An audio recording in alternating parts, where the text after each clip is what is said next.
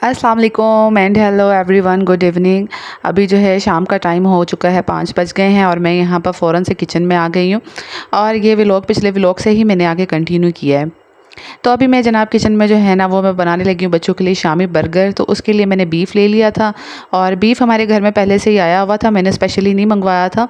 तो जब ये आया ना बीफ़, तो तभी मेरा मूड बना कि चने की दाल भी है तो चले शामी बर्गर बनाते हैं।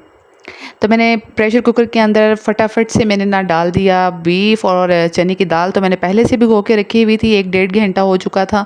तो मैंने ये दोनों प्रेशर कुकर में डाले और साथ ही जो है ना वो मैंने इसके अंदर मसाले डाल लिए थे। इसके अंदर मैंने ये 2 चॉप्ड प्याज डाले थे, मोटे मोटे से चॉप्ड किए हुए थे। और साथ में मैंने डाल लिए थे कुछ खड़े मसाले, जिसके अंदर था ज़ीरा, दालचीनी थी छोटी सी, एक आपको टुकड़ा नज़र आ रहा है, थोड़े से लौंग थे 4-5, और साथ में जो थी ना 3 बड़ी इलायचियाँ थी। तो ये बस मैंने इसके अंदर डाल लिए थे। और मीनवाइल हमारी जनाब लाइट चली गई। इतना ज़्यादा लाइट का इशू चलता है ना, और 5:15 हमारी लाजमी जाती है।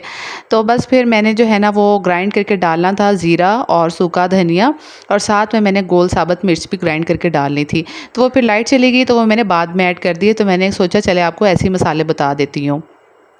तो अभी ये पीछे कपड़े फैलाए हुए थे, सारा दिन में सूख गए थे। हवा आजकल इतनी अच्छी चल रही है ना, इतना मज़े का मीठा मीठा मौसम हो गया है। और इस मौसम में ना इस कदर नींद आती है ना कि आंखें हर वक्त भारी भारी सी रहती हैं।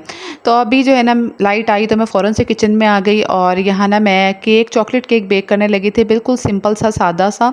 तो मैंने ये 2 अंडे ले लिए थे जो कि बिल्कुल रूम टेम्परेचर पे थे, पहले फ्रिज में पड़े हुए थे, लेकिन ना मैं जब लाइट गई है ना निकाल कर मैं यहाँ पर रख गई थी। अच्छा, ये वाला जो केक है ना ये इतना सिंपल है ना, मैं ये इस तरह, ये चाय का कप है मेरे पास, आप लोगों के पास भी इसी साइज़ के चाय के कप होंगे तो आप उसको यूज़ कर सकते हैं ये वाला केक बेक करने के लिए ना। तो मैंने इसके अंदर ये देखिए भर की चीनी का मैंने ऐड कर दिया है। और बस मैं इसी जो है विस्कर से ना इसको हिलाती जाऊँगी और मिक्स करती जाऊँगी।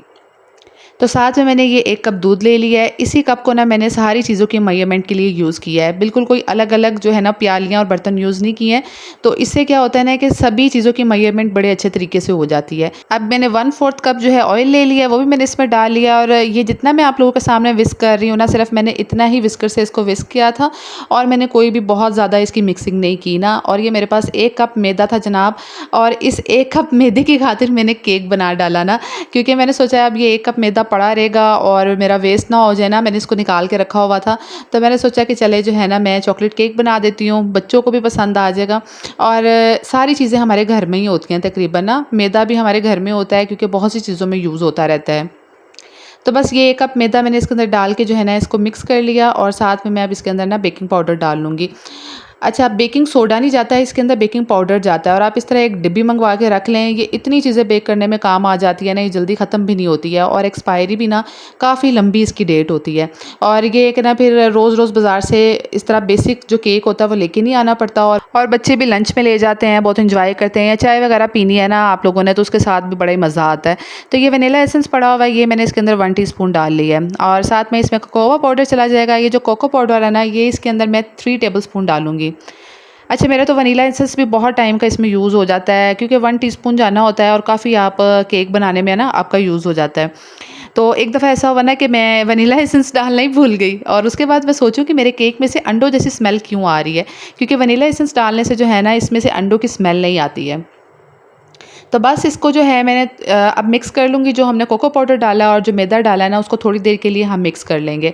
तो कुछ भी हार्ड एंड फास्ट रूल नहीं है यार, अगर आप लोगों को बेकिंग नहीं आती ना तो मेरी तरह शुरू कर दें बस अल्लाह का नाम लेके। और जो है ना मैंने भी इसी तरह स्टार्ट की थी, और आज जो है ना मतलब इतनी अच्छी अच्छी चीज़ें बन जाती हैं ना, सिर्फ एक्सपीरियंस की चीज़ होती है। जब आप लोग बार बार ट्राई करते हो ना शौक़ से, तो वो चीज़ें बहुत अच्छी बनना शुरू हो जाती हैं। तो अभी बस मैं एक पतीली ली है और उसके अंदर ये मैं एक सांचा लेके आई हुई हूँ, तो इसी में मैं हमेशा केक बनाती हूँ, और ये मैंने इसमें रख दिया है। और अल्हम्दुलिल्लाह जो है ना 30 मिनट्स के अंदर केक रेडी हो गया था, और इतना अच्छा फ्लफ़ी और मज़ेदार सा केक रेडी हुआ था।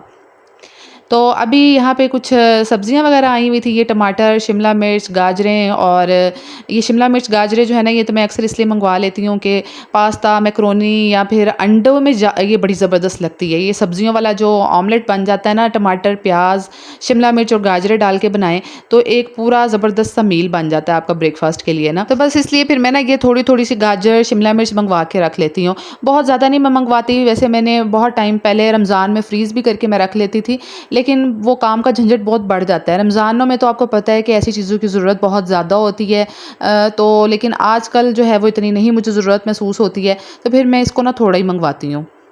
تو یہاں پیاز آئے ہوئے تھے اور یہ میں نا اسی طرح باسکٹ میں نا اسی کے شاپر کو اس طرح پھاڑ کے کھول دیتی ہوں.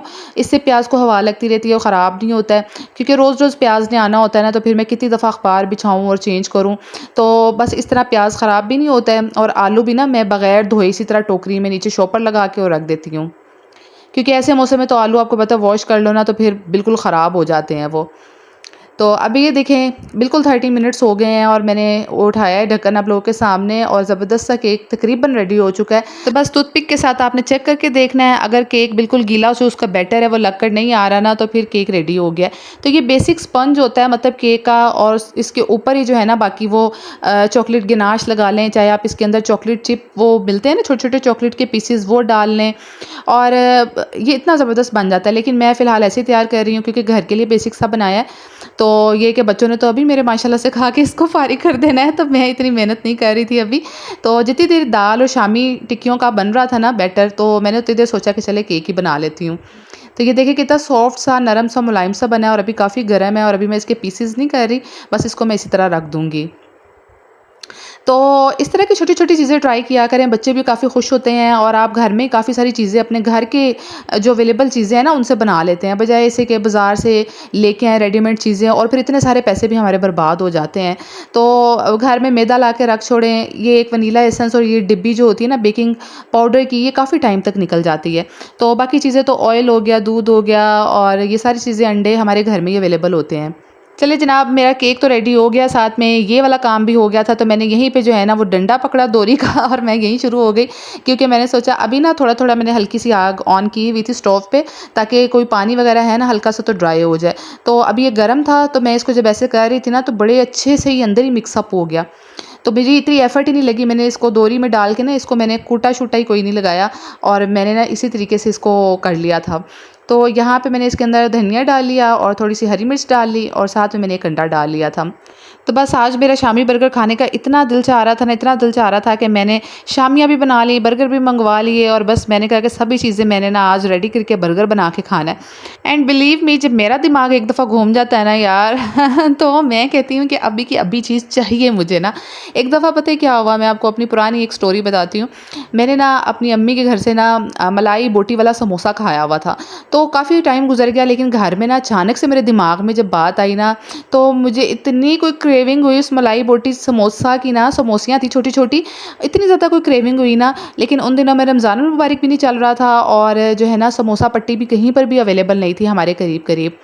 تو میں نے اتنی تگ و دو کر کے یار میں نے سموسا پٹی بنائی, میں نے جو ہے نا وہ ملائی بوٹی والا سارا اس کا مکسچر تیار کیا, دین وہ ملائی بوٹی فرائی کی, اور سارا پھر میں نے سموسیاں وغیرہ بنا کے اس میں فلنگ کر کے, اور یقین کرے جب تک میں نے کھا نہیں نہ لیا مجھے سکون نہیں آیا تو میرے جب دماغ میں وہ کہتے ہیں نا میٹر گھوم جاتا ہے, تو پھر میں تو نا بس شروع ہو جاتی ہوں. تو اس کا فائدہ جو ہے وہ پھر میرے بچوں کو بھی ہوتا ہے, میاں کو بھی ہوتا ہے, ان کو تو بھائی بیٹھے بٹھائے کھانا اور چیزیں مل رہی ہوتی ہیں. تو یہاں میں نے نا شامیاں فرائی کر لی ہیں, اور میں نے انڈے کے بغیر فرائی کی ہیں. دیکھیں کتنی زبردست بنی ہے, انڈا بھی نہیں میں نے ان کو باہر لگایا نا, اسی طرح میں نے فرائی کر لی ہیں.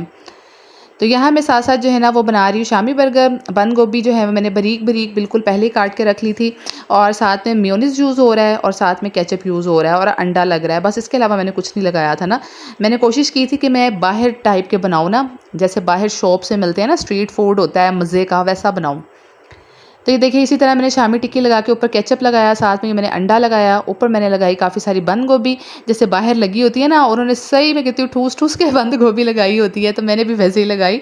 تو یہ میں نے اپنے ہسبینڈ کے لیے لاسٹ والا بنا رہی تھی, کیونکہ نا انہوں نے مجھ سے کافی بڑے والا انڈا بنوایا تھا, ڈبل انڈا لگوایا, تو نا برگر ہی الٹا بن گیا نیچے والی سائڈ اوپر لگی, اوپر والی سائڈ نیچے لگی. مجھے کہتے ہیں میرا لاسٹ میں برگر بنایا اور یہ کیسا بنا دیا.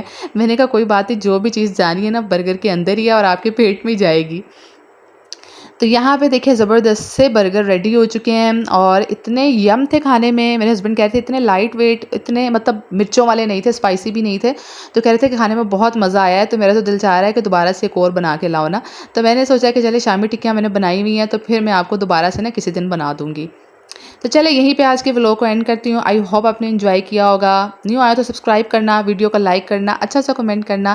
نیکسٹ ویڈیو میں ملوں گی. Take care. اللہ حافظ.